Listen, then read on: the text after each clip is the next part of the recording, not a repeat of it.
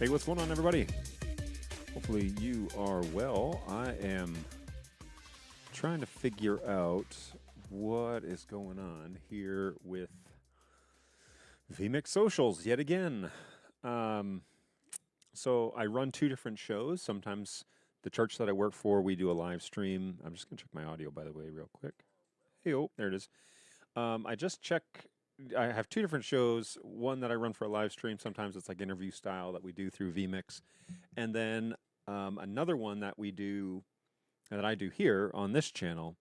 And I have to switch accounts in vMix Social. Well, when I do that, it seems like I am constantly erroring out vMix Socials, so that if I click on, go over to YouTube and sign in, so you log out of vMix Socials from the previous account. I go to log in with mine, and it kicks me back an error page saying, no, you can't log in. We've temporarily had an error.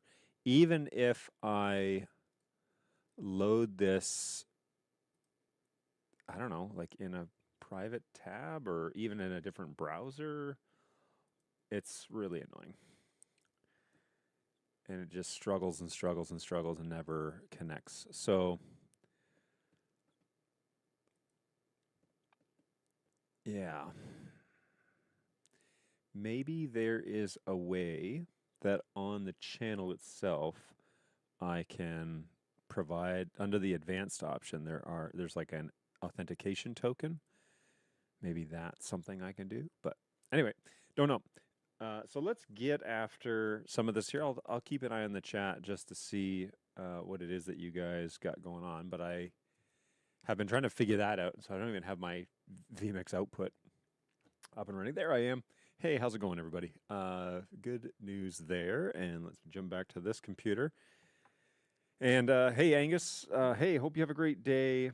For a change, I'm on the road, so I won't be able to join. Oh, that's a bummer. Sorry to hear that. But thanks for stopping by anyways and dropping in the chat, even though I can't show it on the screen. Always appreciate you jumping in and saying something. Now, something I wanted to do here today was, as you see from the title of today's stream, I want to talk about actually a new access point that I'm trying out, actually two of them, both are the same. But you've watched the evolution of my frustration with the Nighthawk MR70 series. So there's a satellite version, MS70, which is an unfortunate name, and then the MR, which is the router. So there's satellite and router. And I went full in on this sort of installation because I wanted to have a robust wireless network in my house. And I bought a router with two additional satellites and put them around my house. I tested them out. I tried various configurations, and it worked all right. It wasn't something that I would necessarily recommend to others, but for me, for my house, for all the devices that were coming and going, it worked all right. Well, since then, I've basically moved over to the Omeda TP-Link system as my home network, router, DHCP server, cloud controller, and they make Wi-Fi access points which talk with the actual cloud interface. So everything kind of harmonizes together. Now, when I had the Nighthawk system, they would show up as devices on my network, wired network, and then those units I eventually got to just being broadcasting as satellites, just as access points to the wireless network. But there was no real configuration other than the SSID and the password for my home. So here I've now removed that system with the exception of one router, which is actually running my NDI wireless side of things because HX3 is real. And other than that, I don't have the Nighthawk system running in my house. Instead, I'm running an actual Wi-Fi 7 Omeda. Now, we'll get into that in a second, but a TP-Link Omeda Wi-Fi 7, and the actual unit itself is the BE5000. Now, there are various versions of their access point. This one was about $100. It's on sale right now for $90. This one was $100, but it is a PoE unit or DC power. It is Wi-Fi 7 and 6 and 5. It goes all the way down to N networks. And so if you have, I think that's Wi-Fi 4, if I'm not mistaken, but if you have N devices, older devices that are connecting to Wi-Fi, for example, a Nintendo Wii runs on that older style Wi-Fi. So if you have devices that are legacy devices, we'll say, that require a older style of Wi-Fi language, that is still available in this unit as well. But it also jumps ahead to Wi-Fi 7, which I don't think I have any devices in my fleet that are Wi-Fi 7. So as of today, now I am not an avid, I got to upgrade my phone type of guy. So I'm still running a fairly old iPhone. I'm the newest Wi-Fi device that I have is actually a MacBook Air that I bought last year. Last year? Yeah, or maybe early this year. It's the M4, so I guess it was early this year. That device has been very happy with this change over to this new device. And something that I need to bring up here just initially is I'm using half of the access points I had before. Before I had 4, okay? So I actually bought a router and 2 satellites, and then I upgraded and added 2 more satellites. Now, in the Nighthawk service, it says that you can add satellites as many as you want. And so I figured, well, if I can find them, I'll buy them relatively inexpensive and add them to my wireless network. And that would give me greater access points around my home where I could connect to the closest one and everything would be evenly load balanced.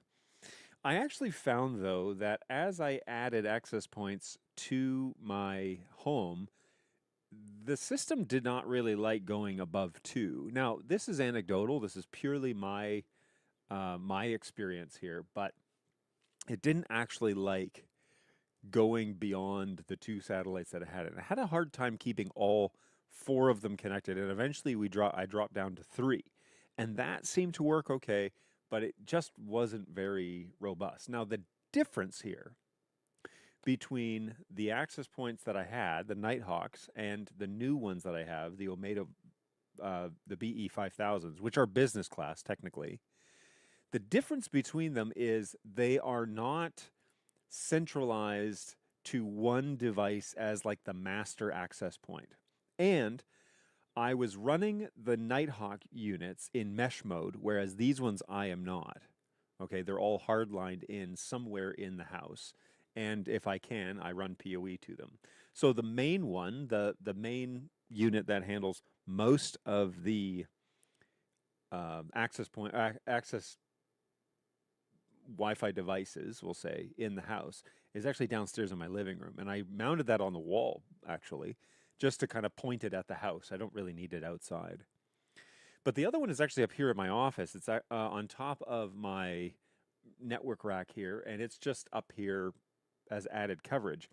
But when I only had one of them plugged in, I had what I felt was adequate coverage throughout my house. And so these new Wi-Fi standards, which is this Wi-Fi 7 unit, is much more powerful, it seems, than those Nighthawk units that I had. So it's not an apples to apples comparison, other than they broadcasted Wi-Fi. But it seemed like, and I actually had this as a reminder monthly, it seemed like the Nighthawk system needed to be rebooted once a month. That was the average that I had gotten. And I've had this for 6 or 7 months now. But once a month, I would need to either power cycle or go in and say reboot network and let them reboot. Now, if I rebooted the units via software, I would sometimes need to go and power cycle some of the satellites because they didn't naturally reconnect back to the home router, the mesh, the main one. So that was kind of frustrating because it seemed like the mesh system worked but didn't really work. And there was definitely what seemed to me like a ceiling limit as to what could be done. So I took all those units out. They're all downstairs, unplugged, not doing anything right now because I have swapped them out for 2 of these, okay? So they are EAP720 units, the BE5000s, and they come with Wi-Fi 7, Wi-Fi 6, and so on down the chain. pretty thin profile. They're about an inch and a half thick, and the actual disc itself is smaller than a dinner plate. And so across, what does it say, 6.3 inches wide. So that's really not that big. When I bought them, I was kind of thinking more like Ubiquiti size. You know the Ubiquiti units from, let's say, 10 years ago? Those are the ones I'm very familiar with the blue ring in the middle. They looked really cool, and that's what these look like as well. They're similar design. However, they're small, much smaller, and so the footprint is a little bit better than that. All right, so we're going to get into talking about this and implementation, all that stuff in a little bit. I don't want to neglect, although there's nothing going on in the chat right now, so I'm not going to worry about that too much. But there have also been some announcements at IBC, which has taken place over the last week. And so we don't want to miss out on that. Notably, my former employer, Bird Dog, has made several announcements, and Blackmagic has made an announcement, and I'm willing and interested to know what other things you're excited about hearing. So those are the two major ones that had announcements at IBC that came across my desk over the past week.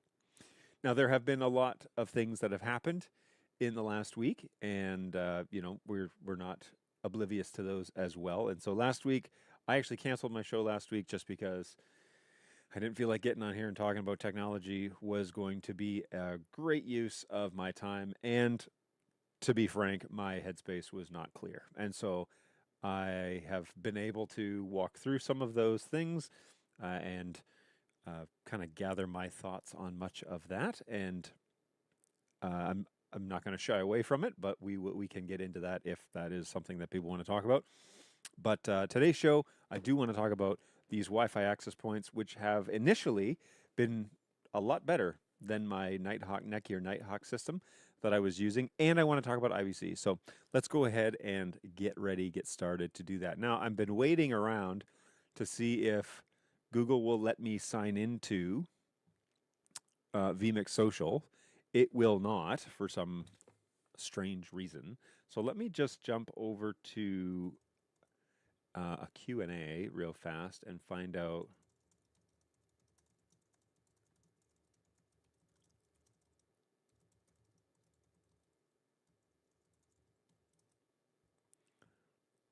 All right, just give me a quick second. I'm just going to Google this real quick, and hopefully I can integrate this to using an authentication key instead, because that would be great, right?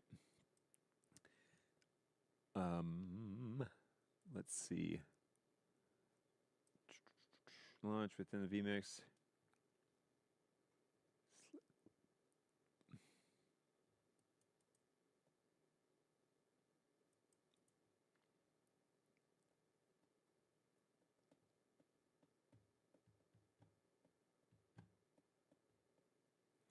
Okay, so that's not super helpful. It doesn't really tell me what I'm looking for here. I think the authentication token is actually for two-factor. But when I open, this is what happens when I open and I say log into YouTube, then I get a screen that basically is just the blue screen of death, just very annoying. And so I can't, I think I've probably got to shut down vMix. I've got to shut down my web browser and start all over again. And that would be extremely frustrating if that is the case. Let me see, actually, if there's a way to restart. Whoops. Nope, don't print. If I can restart my web browser, and then it could just reopen all of these. You know what? I can close all this. I know how to get back to all these. That's fine. I can just do this, and now let's hit open. Hopefully this works. Go into log into vMix Social. Restart the browser, right? Okay, so it reopened my live stream. It's hilarious because I'm logged in and I'm monitoring my live stream in YouTube right there, and yet it won't let me go to the login screen, which is, again, extremely annoying. What's happening here? Nothing. A whole lot of nothing. Maybe it is my browser, you know? Okay, let's talk. Oh, there it is. See, this is the error that I'm getting. There's a 502 error. And what on earth could possibly be the error? I'm already logged in to this account. Why is there an error? Authentication error. Please try again in 30 seconds. That's all we know. Yeah, you're pretty much useless. All right. Let's get into what it is that I want to talk through here in terms of IBC before we talk about Wi-Fi, and maybe that will interest you, maybe not. I want to go to history. Here's a whole bunch of stuff that I was going to watch. New tab, new tab. Okay. Bird Dog has announced that they are coming out with some new cameras. Let's take a little look.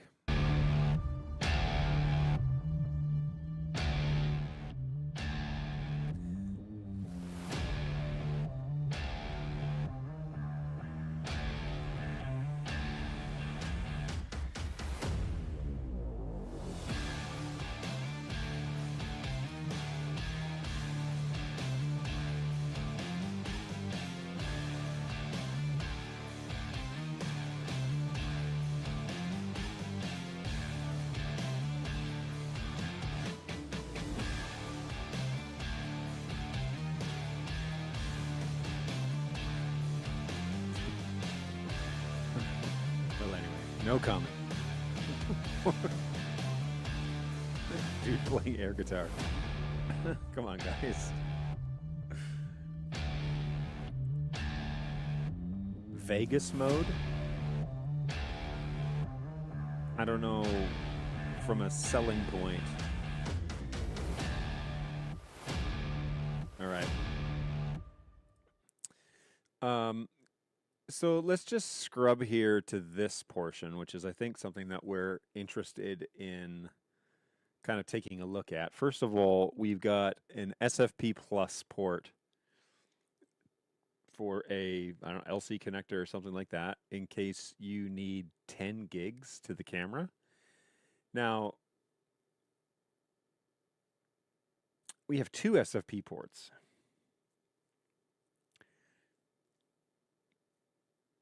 I'm a little confused with the paint on this.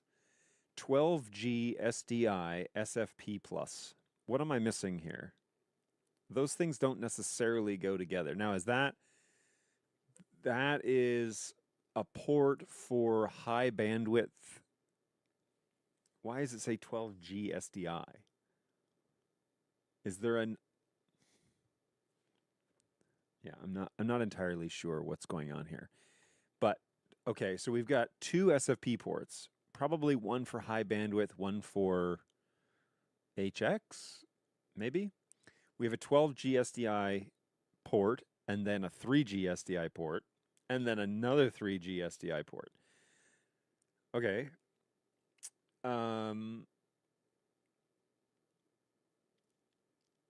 You know, in all my years at Bird Dog, I don't know if I ever heard of somebody needing physical connectors 112, 2 3G, and then two more digitally, because now we also have a PoE and a LAN port. So I'm assuming this is a PoE plus, by the way, not just PoE. So it can't be under 15 watts, right? So it's probably PoE plus more than likely, and we can look at the details of that on the website. And then we have XLR inputs, which is fascinating. If you need to bring in, I assume, secondary audio for something like this. So cool. Time code, is that, what sort of time code standards are we talking about here? Is this like, can I attach a Blackmagic time code generator to it, or is it strictly just more production-based, like time code generators that you would find in the industry that are, anyway, I'm just curious. And then there's a Genlock port, which in the past, I know Bird Dog had some issues with the Genlock SDI, but this is not the same OEM as it was before. This is actually somebody else. So, it's a clean slate. So I'm going to assume that all of these ports are functioning, active, operating as expected. There shouldn't, because it's a different OEM, it's no longer the Gen 1 OEM. I'm going to assume all these things are working. So we've got a 12G SDI port. We've got a 3G, we got dual 3G SDI ports. We have an HDMI out or in. I guess it's not specified, but I'm assuming HDMI out. PoE LAN, meaning NDI output at a gig. That's a gig port, right? Not a 10100. That's probably PoE plus. And then we have dual SFP, one SFP plus port and an SFP port. So I'm not, again, entirely sure what all that's about or why that would be a selling point. I'll put it that way. Why would we purchase it for those features? And then we have we have dual audio inputs. I don't know if they're stereo or mono. It doesn't really say in this video. But, and DC power. Here's an interesting thing, is what appears on the back of this unit is like we have pulled out all the stops, right? Like this is overkill for what most installers are going to need. They're going to have one standard, and they're looking for 3G, or they're looking for 12G, or they're looking for NDI. This is like, we put it in here because we could. This, though, is an interesting optical lens that we put in this thing. Because if you're going to pull out all the stops, I think the cry since the P200 has been, we need our 30 times optical zoom. Now, I know they have one now. It's the replacement basically for the P200 as far as I can see. That's 30 times optical. But like this is the big one, right? Like this is the big camera that's basically replacing the P4K. And yet we went with a 20 times optical lens, which maybe this OEM doesn't have the luxury of having a 30 times optical. But I have a hard time thinking that this choice, if there was an option, that this was done to keep price down. Because this is the P4K, like this is the replacement for that. So if you have a huge sensor, right? And do we say what the sensor is? All right, 4/3, which is, as I understand it, the biggest sensor they've ever used.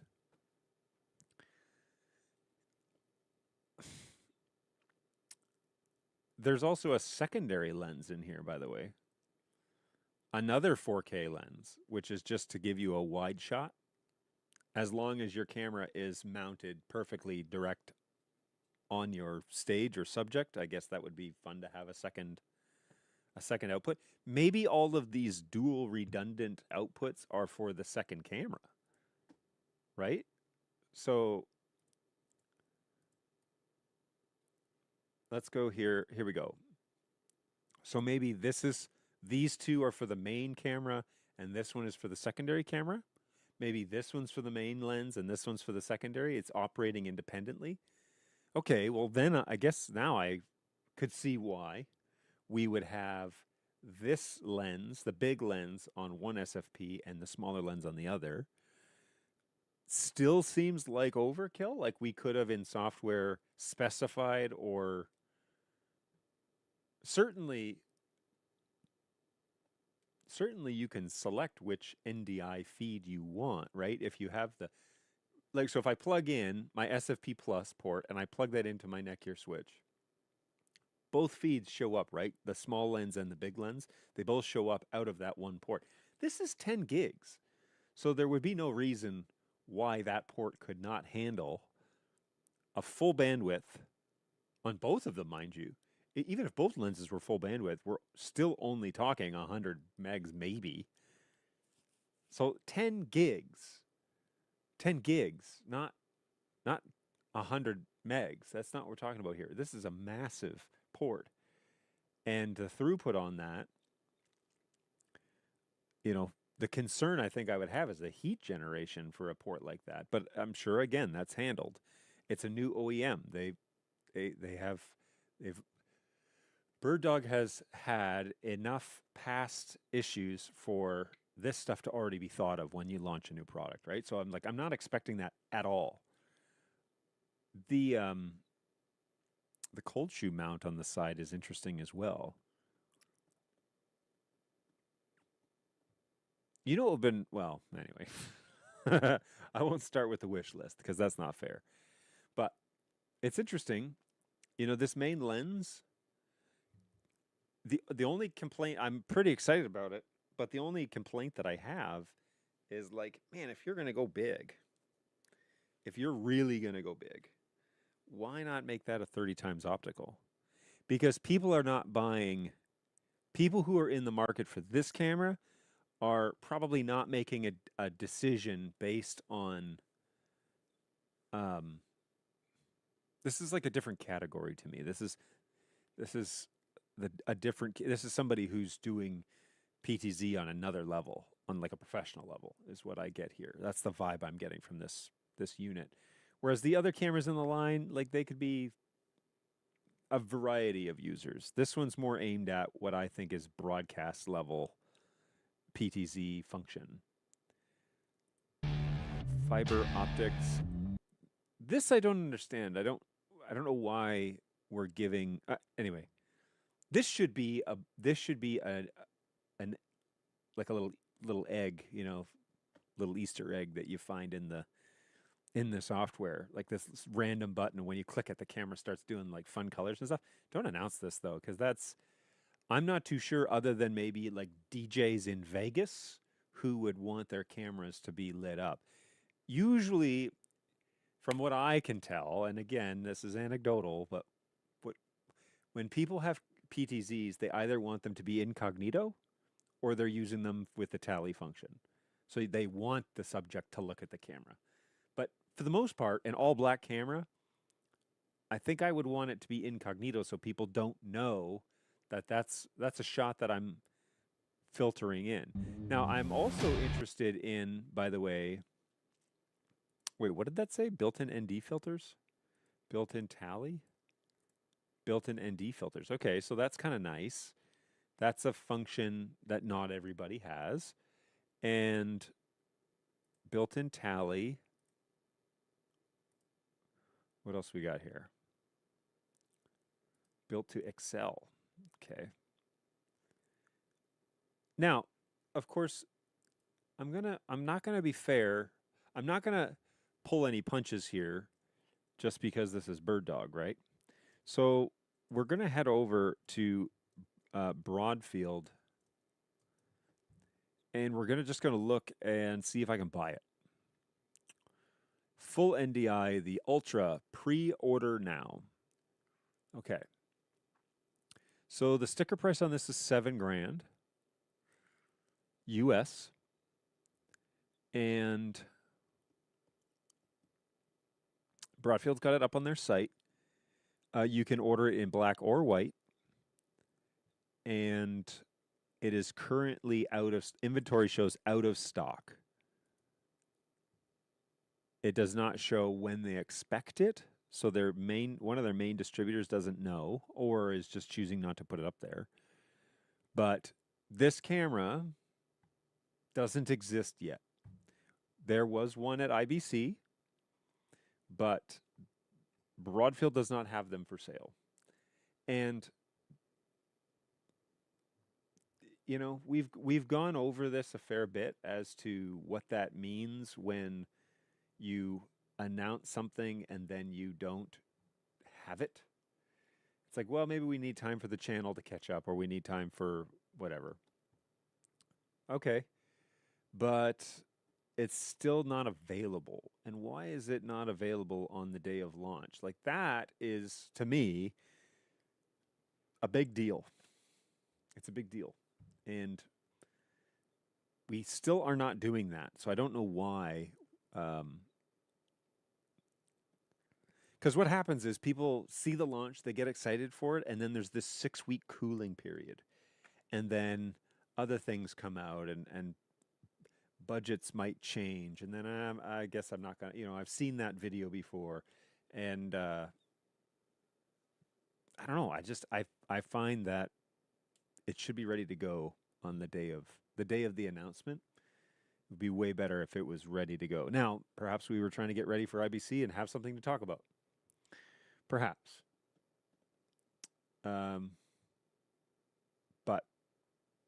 still doesn't change the fact that it's not ready. So that's a shame.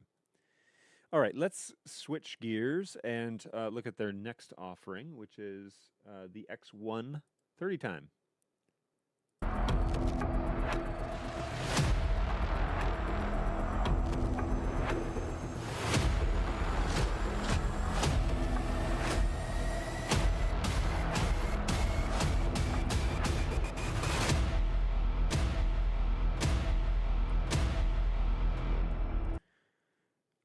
Okay, so that's it.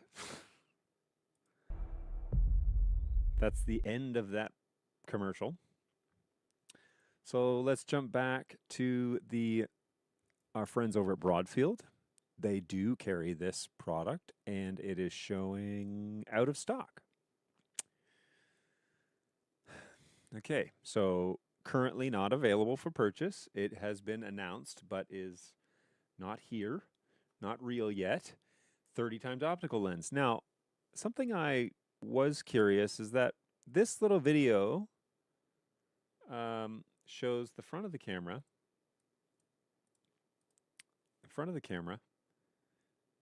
And that's it.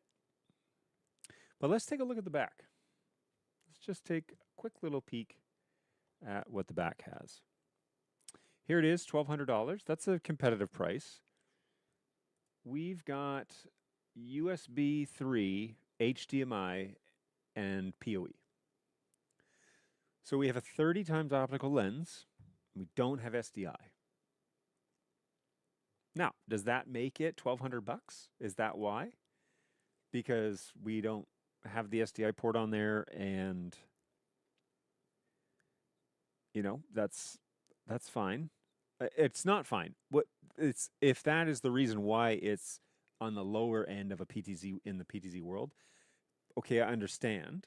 However, we're still talking about trying to appeal to people that have these infrastructures. Let me rephrase this. I built a production studio and helped upgrade it in many ways. I know about NDI. We still went with SDI. We still paid the price for SDI, meaning that NDI is around, but it hasn't taken over, I think, like NDI hoped it would. And so to offer a camera with a fantastic optical zoom, quite frankly, I think this is supposed to be the P200 replacement, but without at least a 3G SDI out, why? Again, if it was $1,300 or $1,400, but it had SDI 3G SDI, I think that would be it would be a stronger candidate. And this has this wireless antenna on it. And so what on earth is going on here? So it has this wireless antenna, so maybe that's the thinking is, well, it's just a little Wi-Fi camera. You're just going to pop these up. They're just little Pez dispenser cameras, and we can throw them away. It's like, well, yeah, maybe. Why have such an amazing optical lens if you intend them not to be seriously installed? So I'm excited about I want to see it. I'm looking forward to NAB. I want to see what the image looks like. Maybe it will be unparalleled. Maybe the 30 time will just blow me away. And I'm hopeful for that because it's missing some key features otherwise. This unit says that it comes with HX3, HDMI, USB-C, and Wi-Fi, seamlessly connecting everywhere. Why do you have what's the um I'm just looking at the stats here. I'm not on the Bird Dog website, by the way, so they may be readily available. And if I can't find the answers I'm looking for there, I will look on their website. So under the features list, they in the summary they list USB-C. This okay, USB camera, so you can plug it into your computer and use it for Teams and Zoom. Okay, that's what it's for. Got it. It's not a firmware update thing, hopefully. AI tracking, that's something I want to see how that's changed since NAB last year or this year. Want to see how that technology is evolving and how it's gotten better. You know, again, in an NDI workflow, this makes total sense. It does not make total sense for my workflow. What the heck was that? Oh, I just lost my audio. It does not make sense in my workflow to buy this camera, even though the lens is the one that I want. It doesn't make any sense to buy this camera for me. So that's just me. It's a good price. I really like the price, but I don't know if it fits well with what it is that I'm looking for. Okay, so let's go on to the next thing and see what we've got. Playing Vivaldi.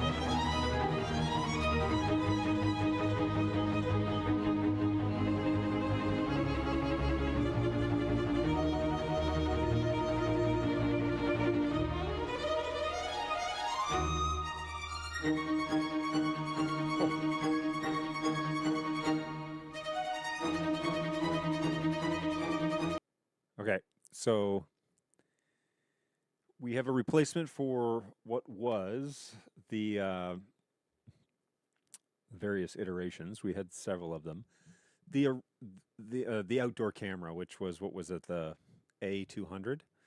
That camera had two iterations from the Gen 1, and there was basically Gen 1 A200 and Gen 2 A200. This one looks actually a lot like the Gen 1. Gen 2 was circular, it was like a ball, and each of them had a window wiper, which these ones do not have, which is not a deal breaker, I think, for this caliber of camera. However, I'm not too sure how you wipe the window. So hopefully this hydrophobic glass coating it's going to last for 5 or 6 years, and we're not going to have to climb up there and wipe it or clean it all the time. This is pretty cool. You know, the extreme temperatures that this thing can operate in is astounding. I mean, it's appropriate for stinking Nevada, and it's appropriate for like subarctic temperatures. So that's pretty neat. This kind of looks like a James Bond animation behind here, like a golden eye. Right? Doesn't that look like GoldenEye for a N64? Anyway, it's kind of an interesting replacement. It looks like it's a little smaller than the footprint of the A200. Up to 4K 60. That's an impressive bandwidth or an impressive resolution. Superior AI tracking. I'd like to know more as to why we use the phrase superior. Like what in the marketing mind or in Dan's mind makes it superior to other AI tracking? Because that is a bold claim, and I have witnessed what superior AI tracking looks like at NAB last year at various booths, not just one. I was extremely impressed with Canon. They had a good showing.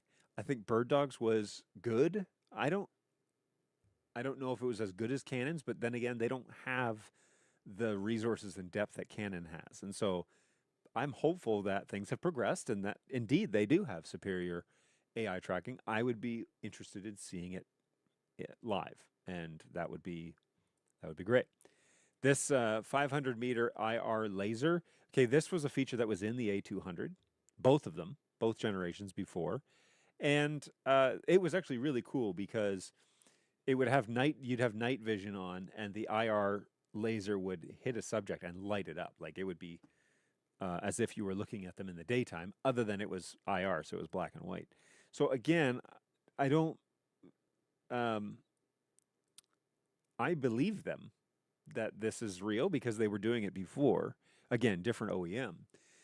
But what does it look like? What does the image look like when you do that at 400 meters? You know, like tell me or show me an example.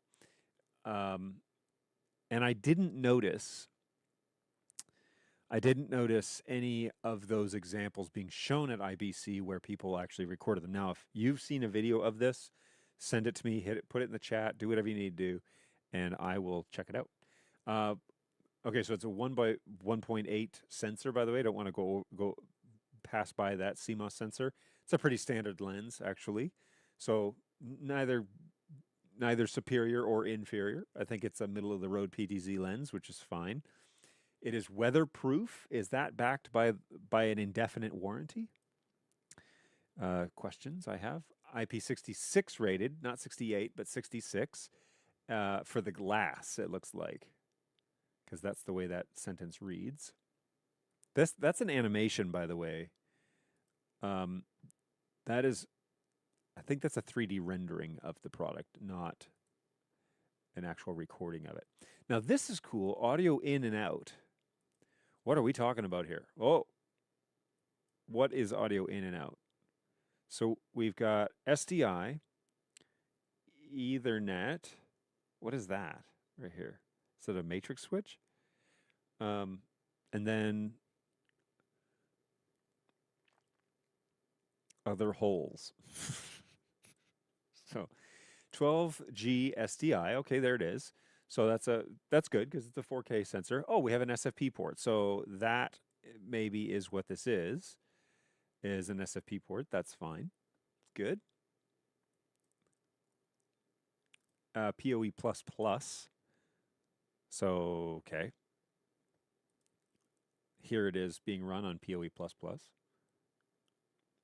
Dual streaming support. So I'm assuming that means full bandwidth and HX simultaneously.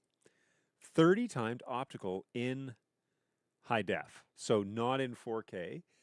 Question for you bird dog experts out there: is this a true 30 times optical lens, or are we cropping the sensor? I have known companies in the past to crop the sensor to get a 30 times optical. I actually think that's playing with semantics a fair bit. It's not actually a 30 times optical lens. It is cropped to look like it's 30 times optical. So is it actually a mechanical 30 times optical? If you put in UHD, I'm assuming you're cropping the 4K sensor to then give you that additional zoom. It's fine, but I think the wordage is a little deceiving if that's the truth. Maybe it's not. Maybe that's not the truth. This office, by the way, looks a little bit like the previous Bird Dog headquarters, but I don't think that is real. 60 times optical zoom in HD mode.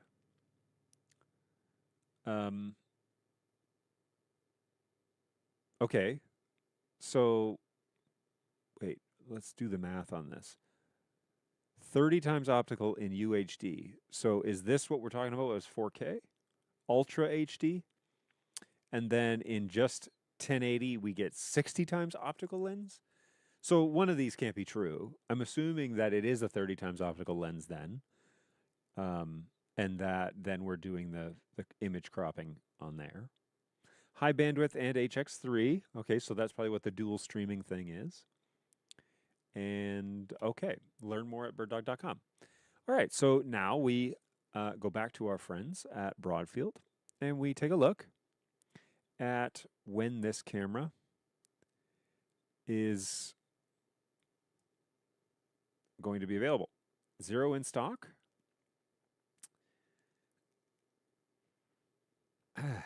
Okay. if we scroll down here, there's nothing in terms of indicating when it will be out. Full disclosure, I did go on the Bird Dog stream that Frink and Anthony were doing. Anthony was having some technical issues, and so I asked Frink directly, are these available now for purchase? And he said they'll be available in 6 weeks. Now, I was hopeful that that was an overestimation, but we're already 1 week into this. So we will check in 6 weeks if they're available, and hopefully they are. I actually think, though, that this would have been a stronger launch if we had said that they're available today. And they actually were. I think that is one of the key factors in these launches of products, not just with Bird Dog, but in general, is like, I want to be wowed by the video. I'm very impressed by this, by the way. This camera is $6,500. So I'm very impressed by this camera, but it's not real yet. And so I don't know what to do about that. I don't know how to feel about that, just because it's not even a real thing. All right. Next up is we have an overview of Captivate Mackie, and this is led by Mr. CJ. So let's have a little look and see what we can find out about Mackie. Hey guys, I'm CJ here at the Bird Dog stand. I'm going to show you one of the new exciting features on Mackie Studio, and that is the inclusion of New Blue, and we have a new graphics package called Captivate Mackie. So we do have our New Blue software running here. Okay, what's interesting there is New Blue, a previous Bird Dog employee, works at New Blue, and he so I don't know if he has a hand in in this package, you will get some scoreboard controllers, you'll get some social media graphics, as well as generic titling graphics. So I'll show you guys how this works. If we go over here to our iPad on the top right, I actually have some shortcuts for the New Blue graphics that I want, and we can basically bring these in as an NDI graphic title layer. So through this, if I press my shortcuts here on the Stream Deck, that'll bring the graphics up live right on my program feed. If I want to bring up a lower third, I can do that. If I even want to do some nice graphics with some information, you can bring it up through the Stream Deck shortcut right there. So this now ties nicely into Mackie Studio to up the level of your graphics integration. And this is going to be a free add-on for anyone who has purchased or will purchase Mackie Studio. So for more information, go to birddog.tv on the Mackie Studio page, or head over to newbluefx.com. Okay, so I do like that, where we've got some NDI, we've got some NDI layers, essentially, alpha layers, that'll allow you to do your own graphics. It's an offering that I think they've had to compete with on, the vMix side of things. And my question is, to create those layers, how do you create them and import them? Can you do that inside the app or not? And are they all just the same? Are they all generic? Or, again, can you import your own? Can I create them in Canva, for example, and import them and use them, my independent ones? So we can find maybe that there's no comments. It says capture, control, captivate with a solution that unifies your entire show. Captivate Mackie now includes Bird Dog Mackie Studio is included. Complete your camera and production switcher bundled with graphics that bring your story to life. So I guess we will go over to New Blue's website, which is where the link took me. Graphics engine, interact social integration, and built-in scoreboards. Okay. So there's not too much here that's like useful, but maybe there's something on the Bird Dog website. Let's take a quick look over at Bird Dog and see, hey, what's going on, Jeremy? Thanks for stopping on by. My vMix socials is busted yet again, and so I wish I could bring your... Oh, hang on. Apparently you just had to leave it for a while. Continue. Did it work?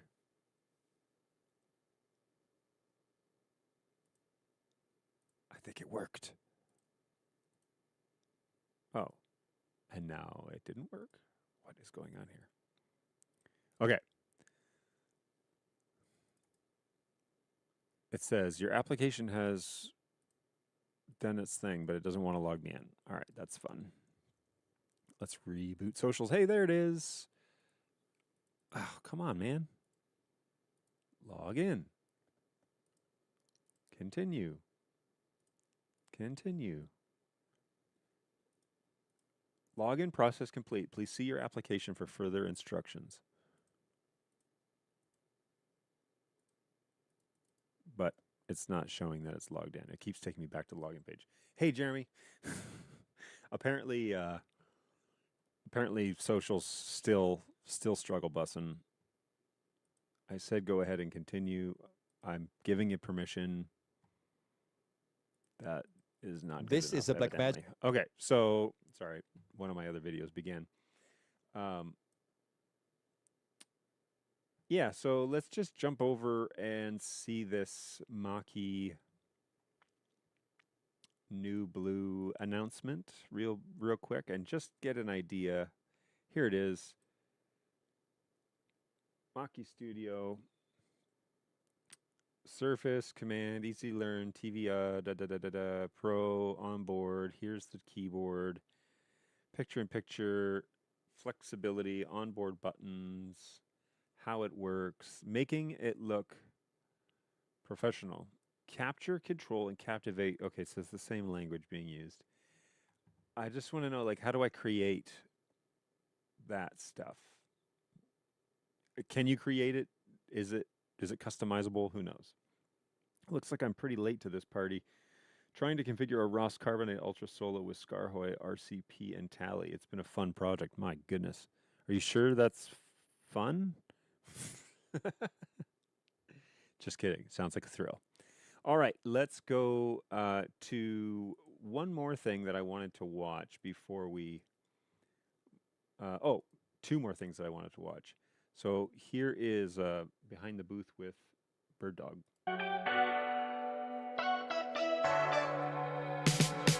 Hi, I'm Dan from Bird Dog, and we're here at IBC 2025, and we're really excited about what we've got to show. Probably the headline act that we have here is our new XL and O4 cameras. These guys really flex what we've been able to do with PTZ cameras across all sorts of use cases. The XL camera is the largest sensor that we've ever built, and in fact the largest sensor inside a PTZ camera with a 4/3 sensor. It doesn't stop there though, it's actually got a second camera in there as well, so you get a wide shot and also a really high quality PTZ shot as well. It's got all of our signature Bird Dog connectors, as well as our things like our tally lights, the Halo tally, as well as 12G SDI and multiple streaming platforms. The other thing that's really great about this is it also shows a return to our high bandwidth or full NDI capabilities as well. In a similar vein, we've also got our O4 camera, which is our outdoor camera, 4K 60 as well. It's got a large sensor and it's designed to be used anywhere on the planet. It can be used in -40 degrees, +60 degrees, in rain, in the desert. It's got all of the connectors you could possibly want and an amazing mounting system to make it look as neat as possible wherever you choose to install it, whether that's in a stadium, on the side of a building, or anywhere else you'd like to have it. The other really exciting thing we've got here at the show is a build out of all of our workflow tools. We now have a complete lineup of cameras. That starts with our Mach-E Live, which is our tiny little battery-powered camera for anyone from influencers to people that have really small meeting spaces, all the way through to our production cameras, and of course these large O4 and XL cameras that we have now. We have our keyboard controller to make sure you've got ultra-fine control, and the other thing that I'm really excited about is to show our Bird Dog Connect software as well. This allows you to do remote collaboration, remote post-production, as well as connectivity for any type of workflow you'd like.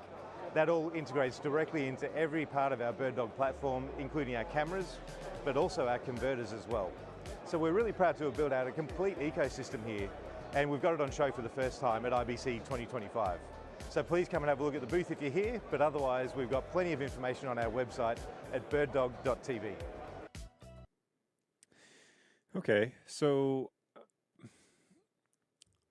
no mention of shipping, which is fine. Gotta protect the likelihood that something's going to change in the future, which is pretty standard, I guess, at this point.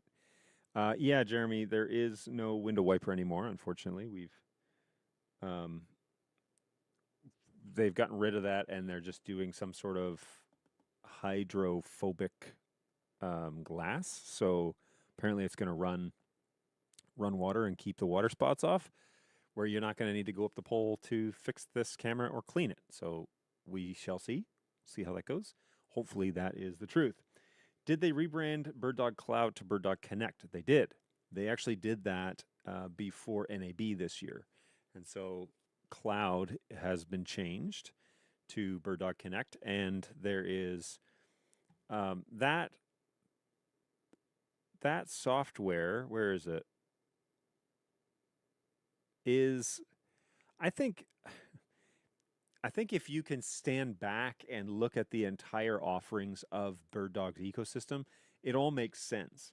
Where it breaks down is when we talk about individual products, as if they want you to buy a product, and yeah, you can just buy one and that's all you need. But I actually think they're missing a big reveal, if you will, as to like these things all work together really well. And so if you are in the production space and you are coming into the NDI world, or you need to upgrade cameras or whatever, it's best to consider adapting the entire ecosystem. But that's not something that they push. At least I haven't gotten the impression since I've left, and I don't think it was this way when I was there. The idea that the BirdDog ecosystem really does talk really well together, and so not only does it make your production very seamless over networks, as long as your network is not the bottleneck, but it also permits your signals to go anywhere in the world. And we had a run with BirdDog Connect in a recent production that we did. It worked pretty well, other than the service timed out, and I can explain that slightly here. We were sending our video from our remote, video and audio, back to our soundstage via a Blackmagic Web Presenter HD, okay, to a Blackmagic streaming bridge. Those two things get married together by an XML file, and they get encrypted, and so the signal always goes back to my one stream bridge. It never changes. It's always camera 12. We have that input for that remote service. The issue that I was having is that I needed to send back cam 1, which is the camera that looks at our subject on stage, our primary major camera, and I need to send that image back to our remote. And if you were to use Blackmagic stuff for that, you would have to monkey around with firewalls at the remote site, which I did not want to do. But instead, I wanted to log on to a service and just view it on a web page. Well, BirdDog Connect, BirdDog Cloud, whatever it is we're calling it now, has that solution as a web stream where you can log into your service. You basically convert whatever signal you want into NDI, and then that signal gets married to BirdDog Connect, and then it shows up in a web browser. Now, we used it successfully. The audio, I got the audio and the video from Cam 1, and it went back to our remote site, and I was able to just show it on a computer screen and pipe that sound out to a set of headphones that my remote keynote was using. So that actually worked really well. And the only hang up that I had, which was kind of something that we didn't entirely test, was the signal seemed to time out. It timed out every 15, 20 minutes. And so I had to be sure to keep it active and to keep it going. And when I got back, I mentioned this to BirdDog, and they had said, oh, I think that there actually is a timeout written in there somewhere so that people don't leave it on indefinitely. But what it's doing is hitting a BirdDog turn server, and that part is included in BirdDog Connect. And so for the most part, there's no cost other than the cost of BirdDog Connect. So it worked really well. I mean, I would say like 95 out of 100. I liked the service, and it gave us a flexible stream. Now, the NDI signal was being encoded at about 10 megs, whereas my 3G signal that was coming from my camera through Blackmagic was being encoded at about 3 megs. So I'm not too sure what the heavy overhead is on the NDI side of things, because we don't need it to be 10, we need it to be 3. And I think that I can change that inside the settings, but I'm not entirely sure. because we didn't really have time to monkey around with it, and it wasn't obvious when I logged into BirdDog Connect. It feels very similar to what BirdDog Cloud used to be. Obviously, it's the same framework, but I think that BirdDog is no longer working through an OEM for BirdDog Cloud. I think they have it in-house, and so that's probably why the name change. Okay, so behind the booth, that was kind of fun. Dan did a good presentation there and gave a good summary of all the new launches. Again, I think the one thing that's missing is him saying they're available today. They're at our distributors. So it's unfortunate that they weren't ready for that, but you know, that would be kind of a rare icing on the cake type of situation where BirdDog is building products that are ready when they announce them, and they're talking about them, and you can literally buy them at the Broadfield booth. You know, hopefully they'll be ready by NAB, but they said 6 weeks was kind of the running estimation. So no idea. Okay, the last thing that I want to jump in here before I get kind of talking about Wi-Fi, which we're going long here today, so just bear with me, is Blackmagic has an announcement for basically iPhones or phones to turn them into to give them the options to have SDI and HDMI and a whole bunch of things. Let's just watch a few minutes of this, the iPhone Pro dock, and see what it is that this is supposed to be for. This is a Blackmagic Camera Pro dock for the iPhone 17 Pro. Oh, by the way, there is no announcement on Blackmagic's Welcome from YouTube IBC page for this 2025. I'm here at the Blackmagic design booth with Craig, and we talked before, so I'm still gonna ask you, how are you? I'm doing really well, yeah. Good start to the show.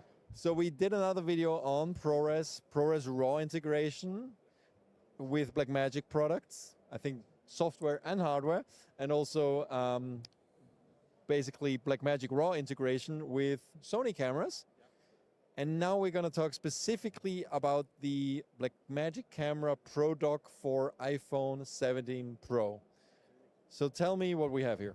Okay, yeah, so everyone will have seen the announcement this week from Apple. They did a technology announcement for the new iPhone 17 range. They are pioneering and driving their technologies for more video use for pro and cinema applications. But the limitation being naturally with that device is you only have a USB output on it itself. They can pioneer the lenses, they built in new hardware technologies, they're driving the use of 4K and ProRes RAW. What we've developed alongside Apple for them is an external device that can be attached to the iPhone camera systems, but then gives you some more pro connectivity. So you can offboard or work with their technologies and then integrate that into a cinematic pipeline. So for example, with the Pro dock, you can build this into a rig around iPhones, and we've seen a lot of iPhone systems used for mobile journalism, for independent film, and up into features. Again, 28 years later, was famously shot with iPhone technologies. And what the box allows you to do is you first of all have power, so you're not reliant on the internal battery of that camera, which can be a limitation within itself, so now you've got a more sustainable recording platform. We have some outputs in terms of USB-C, so you've got some external options, again expanding over that small form factor of a phone and what that would limit you to. There's some control interface, so you can bring in third-party accessories. We have an HDMI output, really important, so now you can monitor away from the back of the phone. You can even feed that to a video village if you wanted to, or take that and distribute it around set. Then we have some really important probe connectors like a gen lock and a time code. So we can actually then start to sync cameras. So if you're in a multi-camera environment with more than one phone, you can then bring those in as well, and there's an audio in and out across it. So it's a little comprehensive set of tools that means that the small form factor of the phone can be used where that's useful. It's small, it's light. You can add this to the gimbals or whatever accessories you need, and then have these pro connectors and power off the box as well. So if I use this with an iPhone 17 Pro, do I have to use the Blackmagic Camera app, or will all those connectors also be available for other apps? So it'll be available through the Blackmagic Camera app soon. So once as the camera is out, we'll have an update on it, and then supported with the Apple video software of their own as well. So you get the choice between the two.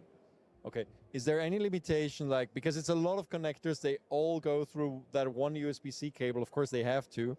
If I connected all of them at the same time, would there be any limit, like bandwidth limitation? You know, like I have an HDMI out and I, at the same time, maybe record on an external SSD, and maybe I even have audio going in and coming out. I don't know. Is there any limitation around that? No, we built the box to try and avoid those limitations, which is what you have on the camera with just a single USB-C. So we've worked with audio packages, for example, that might have a small microphone input to the camera. We try to broaden that out. So you can have your HDMI output, you can have your external storage, you can gen lock your cameras, you can have your audio input and output as well. And the dock itself, with the hardware built in, will handle that bandwidth, and then single connection into the camera as the footprint of what it has as its own input port. Very cool. So tell me about the power 12 volt DC in. So basically that's just to power the phone if I have a lot of stuff connected? And the dock itself. So we're drawing some side power, so we've got some functions in it. If you're plugging in USB drives, we're going to need to power out to those drives as well. So some of the power distribution is for the dock, as well as being able to power through to the camera. So what am I able to use if I'm not using external power? In terms of the camera? In terms of connections, like if I just connect it to the phone, I don't use DC power, am I able to use some of the connectors? No, you'll need the external power for the Pro Dock to then have those capabilities. You would technically possibly draw power down from the iPhone 17, but you would rapidly deplete that internal battery if you were doing that by plugging in these devices. So you would need a power solution connected. Okay, great. HDMI out. What is that? A HDMI 2.1? Can I get, what resolution can I get from that? So it'd be a 1080i output in terms of resolution and support across it. Really just designed as a 1080i? confidence view. Can I get, what resolution can I get from that? So it'd be a 1080i output in terms of resolution. I mean, and it's a European show, support so it across makes sense, I guess. But Really just designed as a confidence view, whether that's framing, whether that's just on-set or video village. And the audio in, so I can just connect any 3.5 millimeter mini jack microphone directly, or I could even probably use this to go through to an XLR external thing, right? And then just connect XLR through that. Yeah, just a simple audio option built in. There's already audio packs out there that give you those Pro connections. Rode makes some ones that we've used previously with some of the setups, but this just gives you a B camera uses this for gen lock and time code, and then I use want to talk about points. mounting. So I have mounting points on top and bottom. That's important. You don't really make a cage to put that together with the phone, right? No, we haven't made one. There's a lot of options out there already. We're showing items from like Small Rig and a couple of other guys here. So it will just sit between those, maybe your mounting plate on a gimbal or a tripod or whatever it is, with the cage on top. Try and keep it nice and light as well. So we don't manufacture a lot of product like that. We do some accessories for cameras, but seeing as there's already a lot of them out there, and if you already, we see a lot of rigs like this being used in mobile journalism. You just need to place the Pro Dock between the two if you want to start using this as... And sandwich it in between, yeah. All right, pricing availability? So should be shipping shortly. We'll be selling these predominantly initially through Apple themselves, and then we'll bring that to our own reseller channel. So if you take a look at your local Apple store, they'll be putting up orders. This will ship with the iPhone 17, which is due to come out next week. And then, as we spoke about, there'll be an update to the Blackmagic camera app as well for the new iOS, and that'll follow. So once the camera from Apple, once the phone from Apple arrives, all the accessories from Blackmagic will be available too. And it's $299? 255 euros. Thank you, Craig, and have a good rest of the show. And thanks everybody for watching. Stay tuned to Cinity for a lot more from IBC 2025, and don't forget to hit like and subscribe. Thanks. Interesting. Okay, so I mean, I understand the... So mobile journalism, I think this is something that it's like, I think manufacturers are trying to figure this out, right? But this DC power thing is going to be a problem. So do you bring along a giant battery and run your rig off of that? I mean, most of us have V-mount batteries and that sort of thing. So you could have a V-mount battery on your hip and then run a D-tap off of that into this 12 volt device. And now you're charging your phone and you're charging your, hard drives that you're recording to, you're powering those outputs. And you're probably also powering that HDMI monitor that you're using to also monitor, other than just the phone. It would be really cool that if you plug in an HDMI, then you get the option to turn the screen of the phone off, because that would, again, save power. But that's just a pipe dream. So that's an interesting idea. I haven't really been able to figure out what the use case would be. B&H has it for pre-order, but evidently it's coming this week. So when the iPhone launches, which is that, let's see here, iPhone 17 pre-order available 9/19. So that's tomorrow. So that launch I'm on board with. If they say it's coming out next week when the iPhone launches, that's pretty cool. That's a launch date I can get behind because it's real, right? We're launching it in conjunction with the new iPhone. So the price is actually also surprisingly pretty good. I don't know if I would be getting for $300 if I would be getting total value out of that. I see on B&H's website that it is on pre-order, but is for $299. So I'm sure that there are some tariffs or something going on there that's driving the price $50 more than the Europeans. And of course, just that's how money works sometimes. But again, for $300, is it worth it? How many USB ports do I need? Maybe 2. You know, most of the cameras, the Blackmagic cameras have 2, but in this instance, there's 3, which is fine. Small rig universal cages. I mean, it would all work, right, with the phone. So the only other catch is you got to have an iPhone 17 in order for it to work, right? Because it's not for all iPhones. It's just for their latest one. So the Blackmagic is compatible with iPhone 17 Pro and 17 Pro Max. It's designed for 17 only. The website says it's available for the following models. Oh, wow. All right. Well, anyway, it's very fascinating stuff. And I like at least it makes your phone a lot more flexible. It's true that like journalism, on the road journalism is needing to be ramped up now that lenses are a lot smaller. We need to probably ramp things up and get it going. But anyway, this is Blackmagic's kind of one of their first attempts at making this for like a run and gun type of situation. Okay, let's go ahead and we're going to close down this section of IBC announcements. Hey, if you know of any IBC announcements that you are interested in talking about, let me know. I would be interested in hearing your thoughts on things that were announced, and I probably don't know much about them, so we can navigate that together. I want to talk about, though, real quick, these access points that I purchased. So I'm a big fan so far. I have needed half as many access points to cover my house, which is about 2,300 square feet with no basement. I have to say that because Michiganders have a basement, and it's not included in the square footage. So no basement here, 2,300-ish square feet.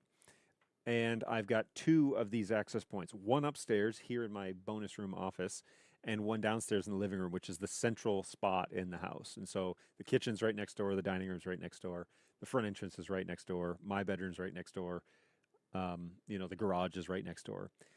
No real issues with the distance. I have very few spots in this house that don't have full reception.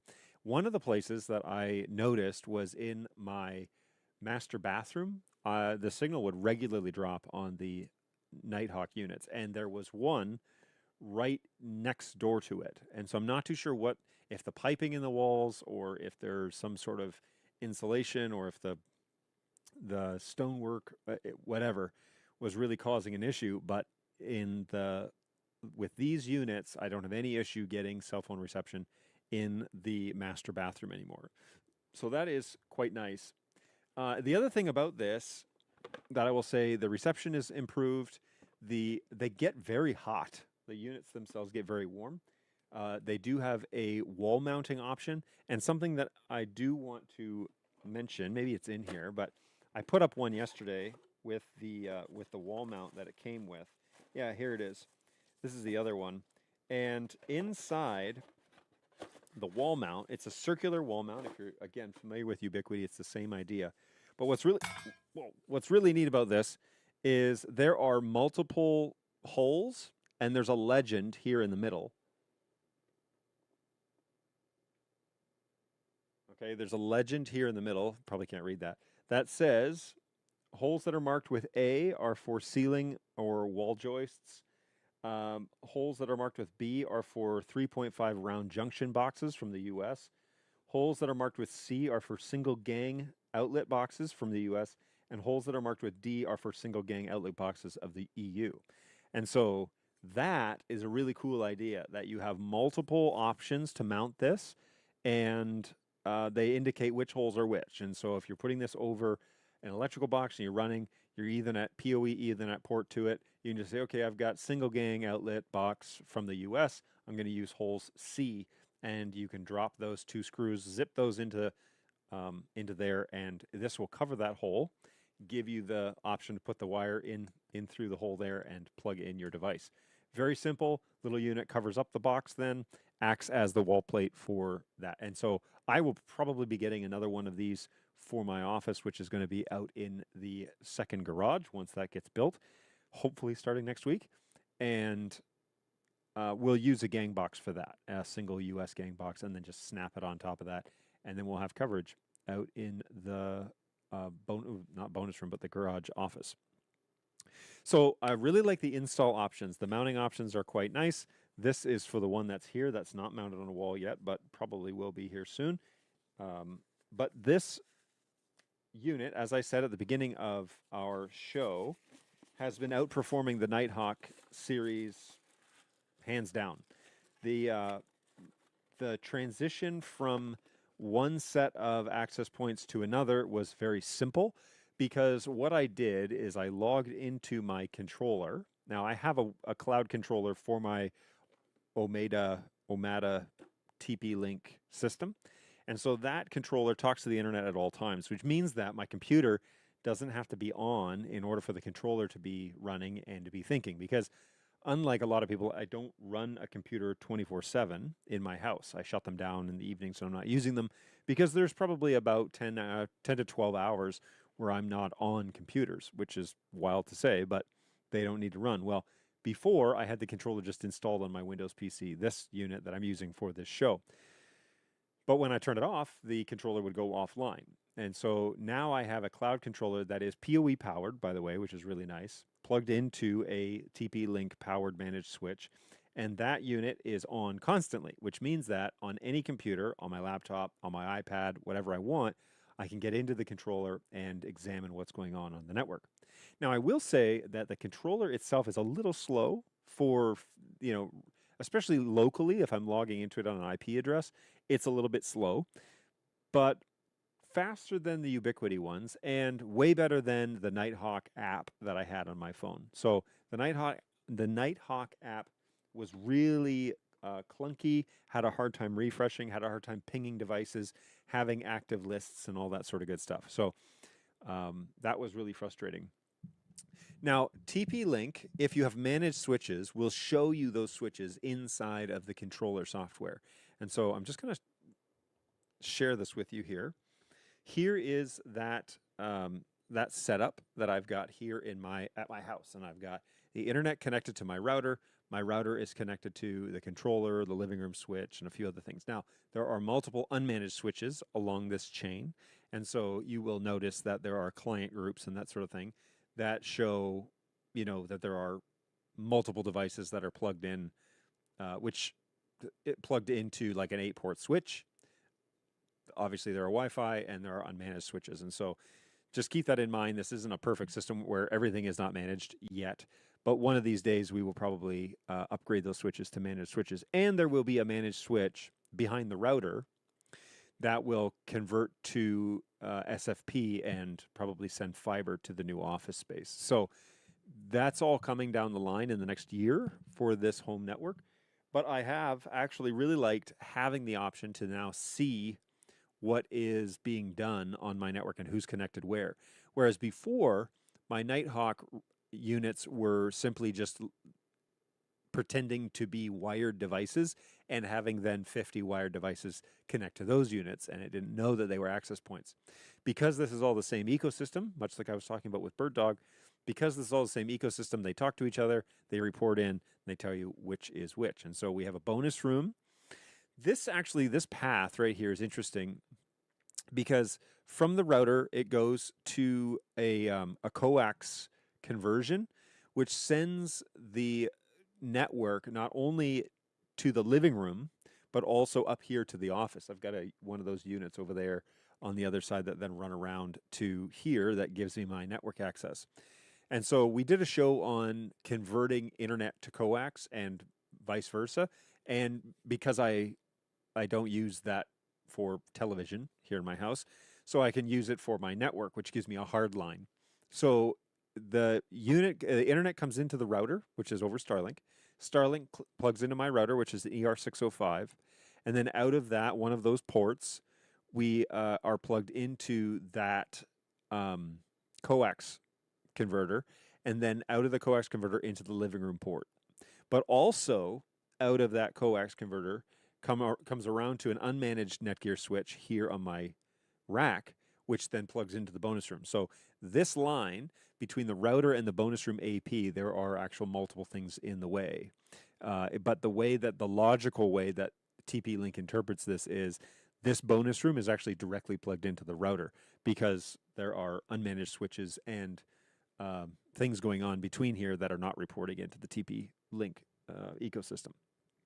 So when we get then a report back on the bonus room that there are 11 devices connected wirelessly here to the bonus room, there is also one of those coax converters here in between the living room and the router, and then this living room switch is a managed switch.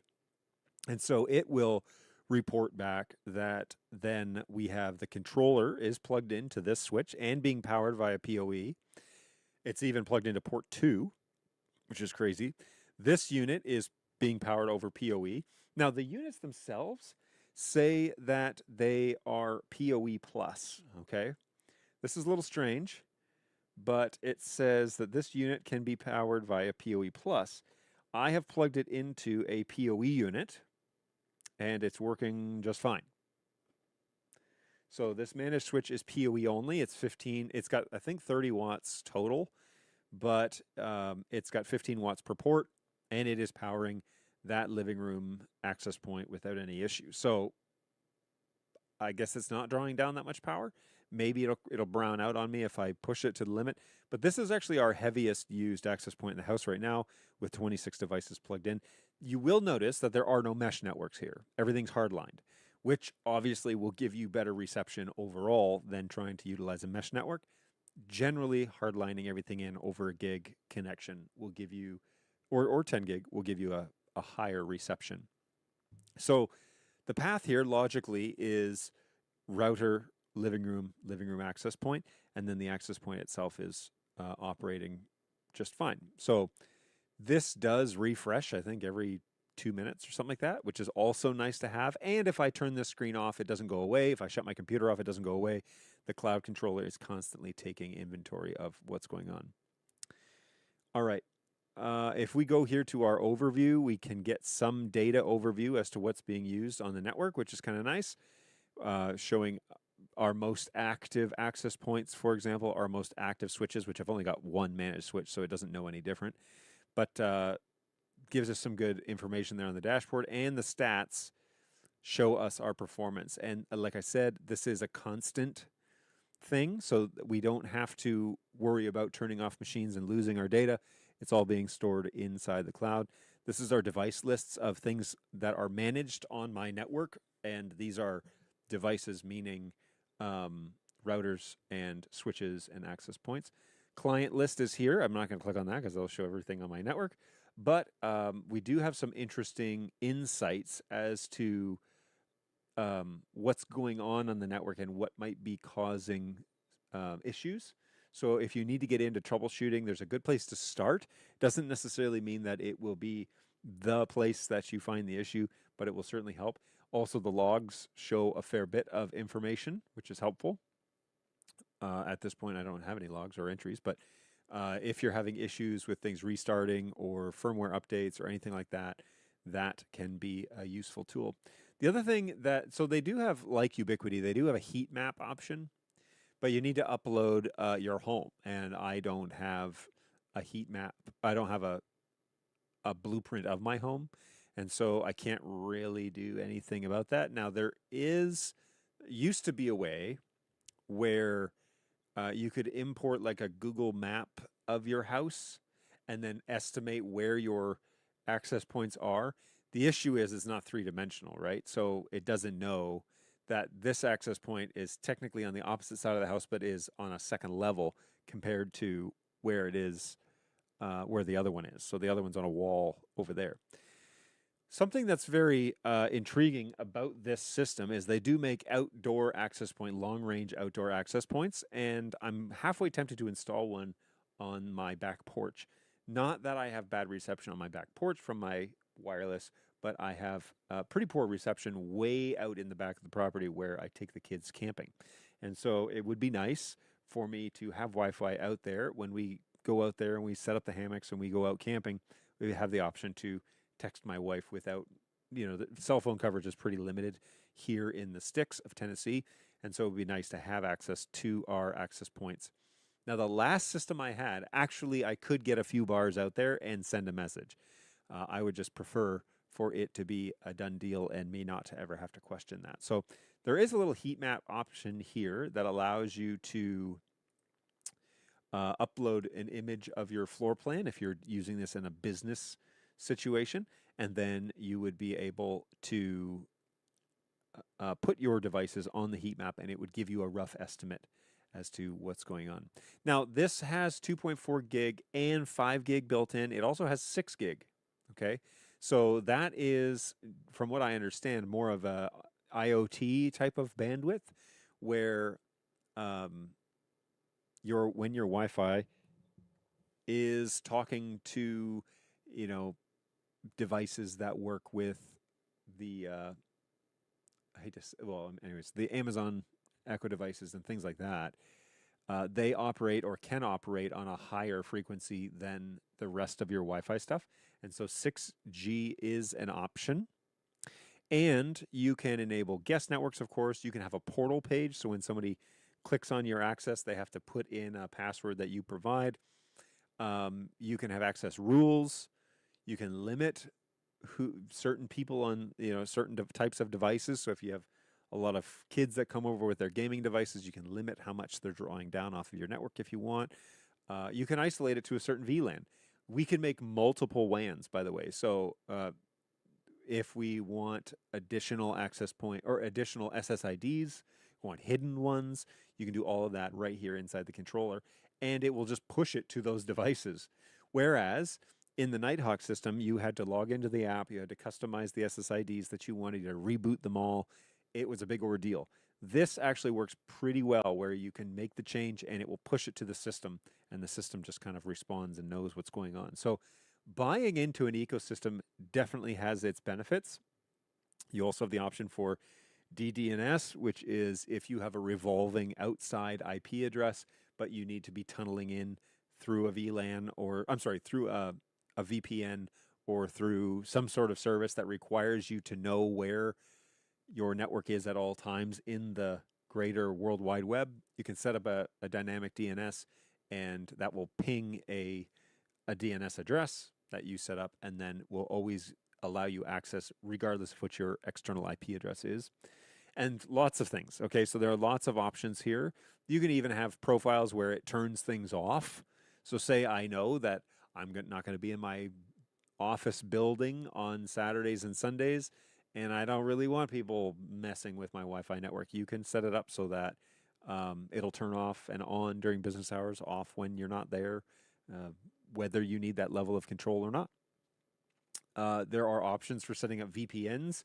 Because of the controller and because of the router that I have, you can set up VPNs right here inside of the controller natively, and then the router will handle the packet traffic on its own.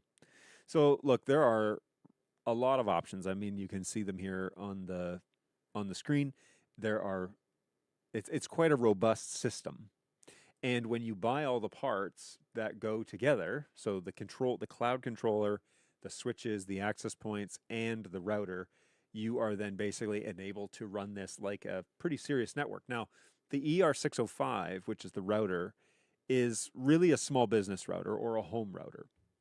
They do have business class routers as well that are beefier and have a little bit um, more robust services, we'll say. So if you're doing these for installs and you like the ecosystem, but you're doing this as a general install for a company, you might consider going with a mid-size business, which I believe is the 700 range. So this router is the 605, but I believe that there is a higher version of it. If I just jump over here to, whoops, say TP Link router 70, no, TP Link router. So the ER7206, which is the more of the business class end of things. This is a little bit more serious router, and they also have bigger ones if you're so inclined. But they're really not that expensive. I think the one that I bought was $70 at the time. This is a full U version and comes with SFP ports and a whole bunch of stuff. But redundant power, So this is a more serious version, and for $400 for your backbone of your business, probably isn't a deal breaker in any way. But 10 gigs, has SFP plus, has a whole bunch of stuff. So this would be a great addition to anyone's fleet. Gives you all sorts of VPN options and all this feedback data, that comes with it. So it's a one-time purchase. It's not a reoccurring thing that you got to keep paying to get all these stats. So big fan of that. But I'm a big fan of the ecosystem, and I'm a big fan of the access points. Other than, I think my only complaint is they get red hot. The range of them is phenomenal. And the usability, you plug them in, they show up here, you adopt them, and off you go. You basically say, because inside the setup of your network, you're going to specify what your wireless LAN is going to look like and what you want it to be called, what the password is, what sort of level of security, if you want portal, all of that stuff is hosted on the router. And so then when you plug in an access point, it says, do you want to adopt? You adopt it, and it pushes it. Then you can add access points to groups. And so let's say we have multiple floors with employees, but on floor 1 is going to be customer service, on floor 2 is going to be finance, on floor 3 is the executive suite. You can set it up to, hey, I'm going to plug in this access point on floor 3. I want it to be a part of the executive, configuration, because the people downstairs don't need to access the executive network. And you can then, inside that network, provide network services, network storage, and whatever else you need based on where that executive is, where that employee is. And so if their main office is on the 3rd floor, that's where you put access points for those executives. You can group them so that people can, let me go here to devices. You can group them so that I'm going to add this access point to this group, and they're going, they're going to belong to the executive suite. And that way it gets the proper VLANs, or it gets the proper SSIDs, or whatever. That's lots of flexibility and options there. So I'm a big fan of these access points, as I'm kind of rounding things out here, and we've gone super long today on this show. But so far, so good. More on this in the future. These are the ceiling access points, ceiling mountable access points.